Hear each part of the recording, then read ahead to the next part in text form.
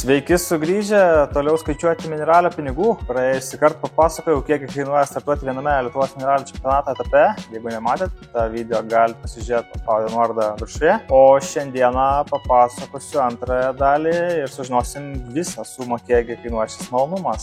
Antroje dalyje pakalbėsime apie automobilio paruošimą mineralio varžyboms bei ekipažo ekipiruotę. Tačiau prieš pradedant kalbėti, norėčiau pasidžiaugti jūsų teigiamais atsiliepimais apie pirmąjį video epizodą. Tai ačiū Jums, tikrai pridėjot motyvacijos kurti šį video. Na ir pradėti reikėtų nuo to, apie ką visas ralis, miniralis ir šiaip apskritai autosportas sukasi, tai yra automobiliai. Čia neskaičiuosiu automobilio kainos, kadangi turbūt patys suprantate puikiai kodėl, nes neįmanoma apskaičiuoti vidutinio automobilio kainos, nežinant, ką jūs rinksitės, kokį automobilį mėgsite, kas jums patinka ir taip toliau. Bet čia jau turite nuspręsti jūs, galbūt turite ant kiemo kažkokį automobilį, kurį galvojat paleisti varžybas, galbūt planuojat kažkokį pirkti, tai patys suprantu, kad čia skaičiuoti vidutiniškos sumos neįmanoma. Tačiau gerai žinau, kad pigiausias bei mažiausiai laiko bei nervų kainuojantis variantas yra įsigyti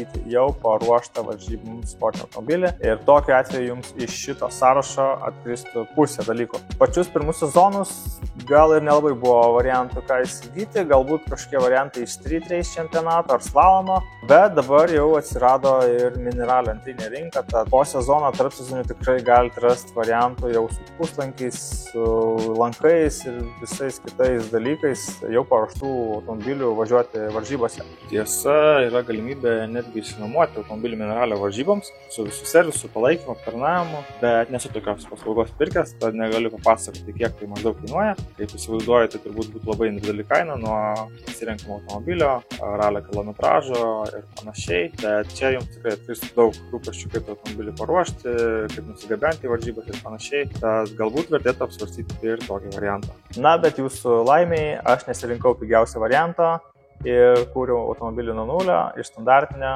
į, sakykime, lenktyninį. Tad tikrai galiu pasakoti, kiek ir kas kainuoja. Bet, kaip ir minėjau, visų pirma turite nuspręsti, kokiu automobiliu važiuosite, kokioje klasėje ir taip toliau. Na, o kad sužinotume, kokios klasės ir kokie yra jų reikalavimai, einame į www.lasf.lt, pasirenkame ralis, atsiveria kitas puslapis, tada einame į dešinę po kalendoriumi, tarp reklamų, randame čia nugrūstas 4 labai svarbias nuorodas. Kodėl jos čia taip yra sunkiai randamos ir pasiekimas, manęs neklauskit, jau taip yra eilę metų. Tai spaudžiame reglamentas, vėl išmeta mums begalybę visokių nuorodų. Naujokui tikrai labai painu būtų čia kažką rasti. Tai žemyn, slenkam žemyn ir randam mineralio čempionato reglamentas. Ir čia įvairių klasių taip pat yra reglamentuojantys dokumentai. Taigi pigiausia klasė startuoti yra SGC. Standartinių automobilių klasė, tad būtent apie ją ir kalbėsiu. Taigi, pirmas dalykas, ką reikia daryti su automobiliu, tai yra sudėti saugos lankus. Rekomenduojama yra pilnos konfiguracijos saugos lankai, tačiau mineralyje yra leidžiami ir puslankiai arba tai vadinamas roll baras. Tokių lankų kaina svyruoja apie 600 €, vėlgi priklausomai nuo gamintojo ir pasirinktos konfiguracijos. Tačiau verta paminėti, kad jeigu planuojate važiuoti mineralyje ar apskritai ralyje ne 1 metus, tai vertėtų apsvarstyti pilnos konfiguracijos lankų įsidėjimą. Žinoma, jų kaina yra ženkliai didesnė, tačiau ilgalaikė perspektyva taip sutaupysit pinigų, nes perdarinėjant iš puslankių į pilnos konfiguracijos lankus kainuoja brangiau, negu iš karto dėtis pilnus saugos lankus. Na, bet skaičiuojame, kaip ir minėjau, pigiausią variantą, tai skaičiuojam 600 puslankiai ir plus 30 € saugos lankų sertifikatas, kurį jums išduos saugos lankų gamintojas. Dar yra variantas surenkami saugos lankai, tačiau nauji tokie saugos lankai gali kainuoti netgi brangiau nei virinami. Pliusas tas, kad juos galite įsigyti iš karto, nes daugumai populiarių modelių jau yra prigamintų. Beje, dėvėti tokie saugos lankai gali būti labai pigus, tai irgi vienas iš variantų. Man ta konstrukcija neatrodo patikima, bet jums palieku patiems spręsti, tiesiog paminiu, kad yra toks variantas. Taigi susidėjome saugos lankus, sekantis etapas yra sėdynės. Sportinės sėdynės turi būti karkasinio arba vamzdelinio tipo, gali būti pasibaigusi homologacija. Na ir tokios sėdynės antrinėje rinkoje kainuoja apie 200 €.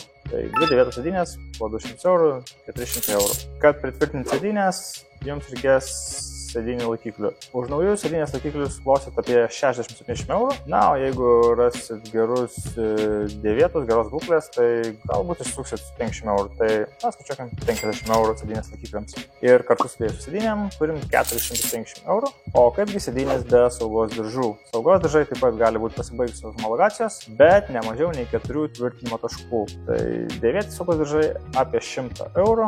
Gal rastumėte pigiau iš tiesų, reikia žiūrėti, sekti tą rinką. Galbūt vienas raštus 70 eurų, kitus 80, tai vėl nebus vidurkis 100, bet tarkime 100 eurų saugos diržai, reikia 2 komplektų, tai 200 eurų. Bet šioje vietoje pasiūlyčiau pasvarstyti įsigyti naujus saugos diržus, kadangi jų kaina nėra daug didesnė. Nauji saugos diržai prasideda nuo 150 eurų ir žinosite, kad įsideda tikrai gerą, naują ir patikimą daiktą. Prie saugos diržų taip pat reikalingi yra diržų pjaustukai, kurie nėra brangus. Aišku, yra variantų ir brangesnių, su papildomų funkcijom kaip stiklo išdaužimas ir panašiai. Na, bet skaičiuokim pigiausią variantą, tai 10 eurų už 2 diržų pjaustukus. Taip pat jums yra reikalingas SOS ir OK ženklas. Sustojus trasoje ar pasitraukus iš varžybų, jūs turite rodyti šį ženklą. Tai toks ženklas, 5 eurai. Kaip yra avarinis ženklas arba kitaip vadinamas trikampis, taip pat skaičiuoju 5 eurus. Žinoma, pirmosios pagalbos vaistinėlė, tai kažkur 15 eurų. Na ir gesintuvas, kuris negali būti mažesnis nei 2 kg talpos, tai irgi 15 eurų. Taip pat jam reikalingas ir laikiklis, kad galėtumėte saugiai ir tvirtai kažkur pritvirtinti salone. Tai normalesnis toks, geresnis laikiklis apie 30 eurų. Taigi automobilis kaip ir sukomplektuotas, tačiau liko vienas dalykas, kurį specialiai praleidau, tai yra padangos. Būtent apie jas noriu išsiplėsti šiek tiek daugiau. Padangų kainos neskaičiuosiu, nes čia vėlgi yra galimybė rinktis įvairius variantus. Tai populiariausias mineralėje variantas yra Raptor padangos, taip vadinamos. Jų vienetas naujų kainuoja apie 60 eurų. Taip pat dalyviai labai gerai vertina paskutiniu metu naujas restauruotas padangas. Tai jų vienetas kainuoja apie 30 eurų. Bet iš savo patirties galiu pasakyti, kad padangos tikrai nėra esminis dalykas.